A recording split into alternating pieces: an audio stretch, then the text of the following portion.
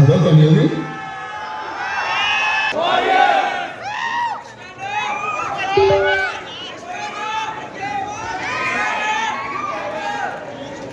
TG20 first time in తెలంగాణలో Warangal warriors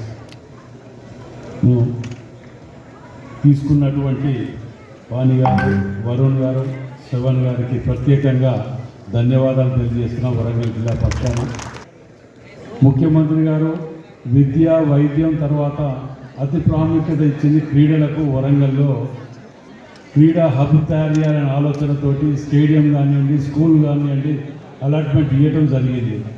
దానికి త్వరలోనే ప్లేస్ కూడా చూసి దాన్ని అన్ని విధాల అన్ని అంగులు వరంగల్ తగ్గట్టు ఉండే విధంగా ఏర్పాటు చేయాలనే ఆలోచనతోటి ముందుకు పోవడం జరుగుతుంది. వరంగల్ వారియర్స్, వరంగల్ చరిత్ర నిజంగా కూడా చెప్పాలంటే రాష్ట్రంలోనే వరంగల్కు ఉన్నటువంటి హిస్టరీ ఎక్కడా లేదు.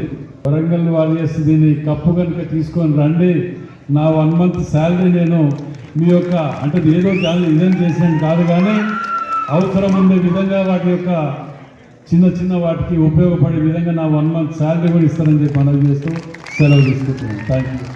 Arts and science college ground మీకు పర్మనెంట్ కోచింగ్ కానీ వేటికి కానీ అవసరం ఉన్న వాటికి arts and science college ground కూడా అలాంటి చేయడానికి కలెక్టర్ గారితో ప్రిన్సిపాల్ గారితో మాట్లాడి అది రేపే ఫైనల్ చేస్తా అని చెప్పి కూడా మనం చేస్తాం.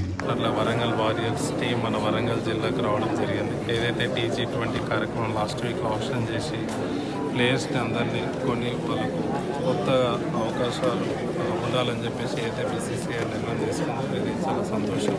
అలాగే ఈరోజు వరంగల్ వారియర్స్ టీం అంతా వరంగల్ ప్రజలకి పరిచయం చేయాలనే కార్యక్రమం తీసుకురావడం జరిగింది. అలాగే వరంగల్ వాళ్ళని లోకల్ ప్లేయర్స్ని, లోకల్ యూత్ని ఎంకరేజ్ చేయాలనే ఆలోచనతోటి వాళ్ళు సెలెక్షన్స్ కూడా పెట్టడం జరిగింది.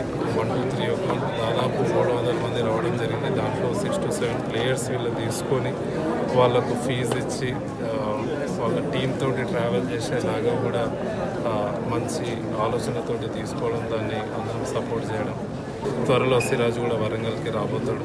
సో ఇట్లాంటివన్నీ జరిగితే యువత కూడా చెడు అలవాట్లు కాకోకుండా ఒక మంచి ఆలోచనతో వాళ్ళు కూడా స్పోర్ట్స్లో స్కోప్ ఉంది అనే విధంగా ముందుకు వస్తారని చెప్పేసి కోరుకుంటున్నాను.